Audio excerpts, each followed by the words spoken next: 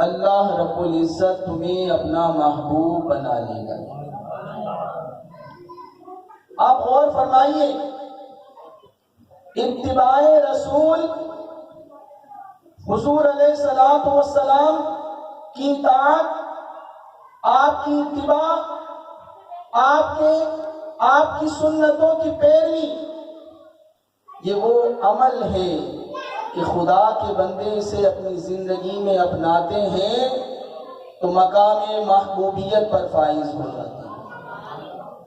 اور جب وہ خود رسول کریم کی اطاعت اور اتباع کر کے مقام محبوبیت حاصل کر لیتے ہیں تو خدا کے جو بندے ان کا دامن تھام لیتے ہیں اللہ تعالیٰ انہیں بھی اپنا محبوب بنا لیتا ہے۔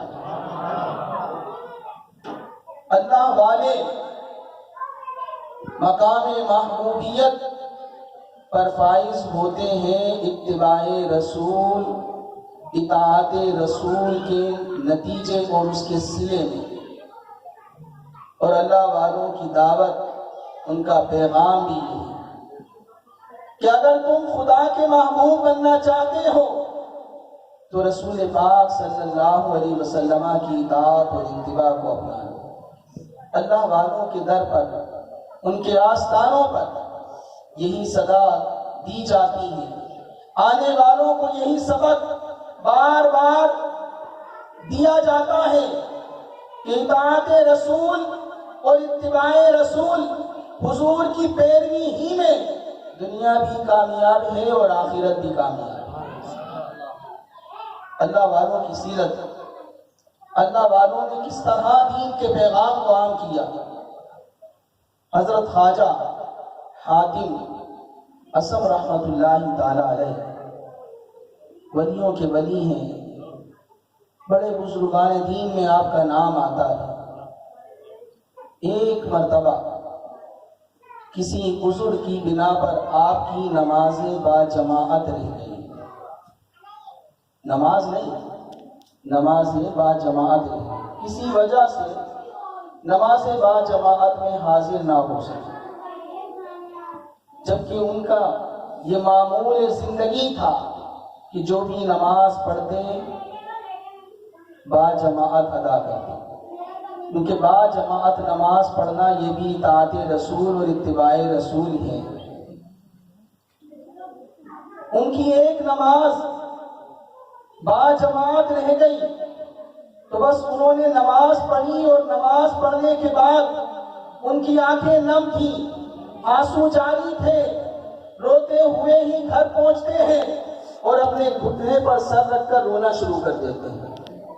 آپ کے مریدین، معتقدین، ان کے علم میں جب یہ بات آتی ہے کہ حضرت کی نماز با جماعت رہ گئی تھی اسی لیے وہ رو رہے ہیں، تو سارے مریدین پریشان ہو گئے۔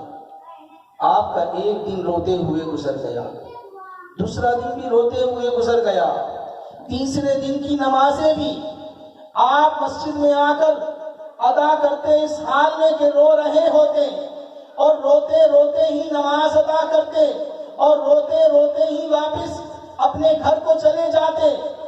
ایسے میں ان کے دو مریدوں نے یہ سوچا کیوں نہ ہم حضرت کے دربار میں حاضری دیں، ان کی بارگاہ میں پہنچتے ہیں، ان سے انہیں تسلی دینے کی کوشش کرتے ہیں کہ حضور والا، آپ تو نماز با جماعت کے عادی ہیں، آپ نماز با جماعت ادا کرنا آپ کی زندگی کا معمول ہے۔ آج اگر کسی عذر کی وجہ سے آپ کی نماز با جماعت رہ گئی تو اس میں اس قدر ہلکان ہونے کی، اس قدر رونے کی، اس قدر پریشان ہونے کی کوئی ضرورت نہیں ہے۔ حضور والا تو پہلے ہی رو رہے تھے۔ جب دو مریدین تسلی دینے کے لیے پہنچے تو حضرت خواجہ حاتم اسم رحمۃ اللہ تعالی علیہ پھوٹ پھوٹ کر رونے لگے۔ پہلے جس قدر رو رہے تھے اس سے بھی زیادہ ہلکان ہو گئے، آواز بلند ہو گئی، मुरीदीन अर्ज गुजार हुए, हुजूर वाला हम तो आपकी खिदमत में इसलिए हाजिर हुए थे कि आपको तसल्ली देंगे और आपका रोना हमारी तसल्ली के नतीजे में रुक जाएगा और हमारे दिल को भी इत्मीनान नसीब होगा। तो वो फरमाने लगे, पहले मेरे रोने की वजह ये थी कि मेरी नमाज़ें बाजमात रह गई है, अब मेरे रोने की वजह ये है कि मेरी नमाज़ें बाजमात रह गई थी, सिर्फ 2 लोग ताज़ियत करने के लिए आए हैं। अगर मेरा बेटा फौत हो जाता तो सारा शहर ताज़ियत के लिए आता।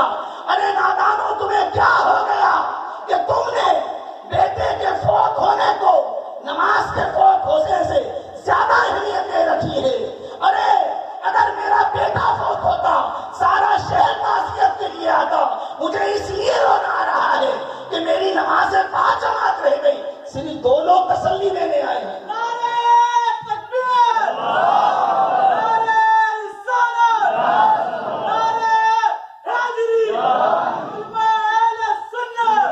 याद रखिए नमाज़े बाजमात की किस कदर अहमियत है।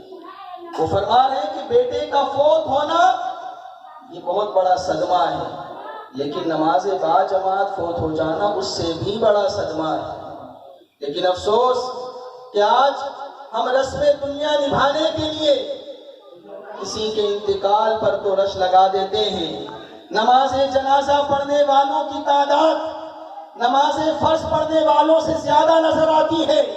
जरा सोचिए तो सही, जिस खुदा ने नमाज़े जनाजा को फर्ज़े किफाया बनाया है, उसी रब ने नमाज़े पंजगाना को फर्ज़े ऐन करा दिया।